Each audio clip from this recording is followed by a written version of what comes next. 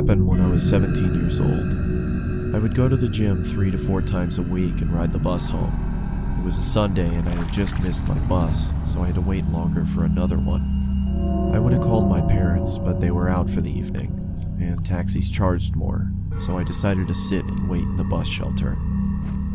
It was a cold night and snow had just started peppering the ground. My bus was taking longer than usual, so I got my phone out and listened to some music.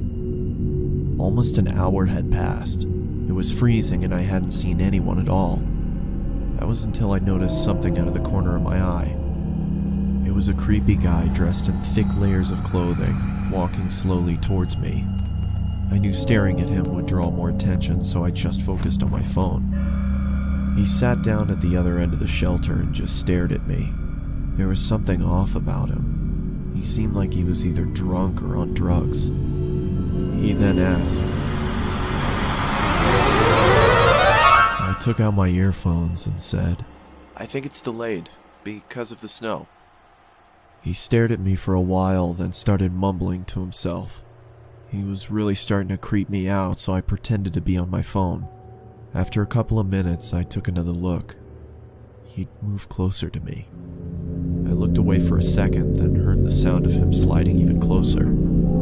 I turned to him and said, "You okay there?"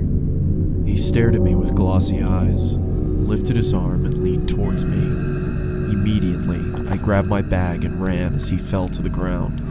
I ran down the road, trying my hardest not to look back. I kept going until I got to the next bus stop. I turned around to check to see if he was there. He was gone, so I went to sit down. Feeling relieved, I rested my head on the back of the glass and waited for the bus.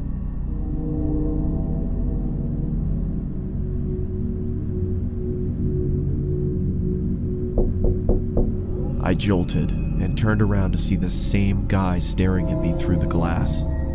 What the hell is wrong with you? Then he started walking around the shelter towards me. I'm warning you, stay back! I yelled in panic as I was backing up. I wanted to run, but I left my bag in the shelter and I couldn't leave without it. Suddenly, the man leaped at me and I quickly moved out of the way. He fell to the ground face first. I froze in shock, then noticed the blood coming from his face. I tried to get a response out of him, but nothing worked. I called the police and paramedics and they arrived shortly after. I told them what had happened and they told me that the guy was on prescription drugs. They found a photo in his wallet of him and his son. The boy looked just like me, so we assumed he thought I was him. I later learned that he had lost his son in a custody battle and went off the rails. He was taken away for treatment. That was the last I saw of him. I got my driver's license shortly after and have never been on a bus since.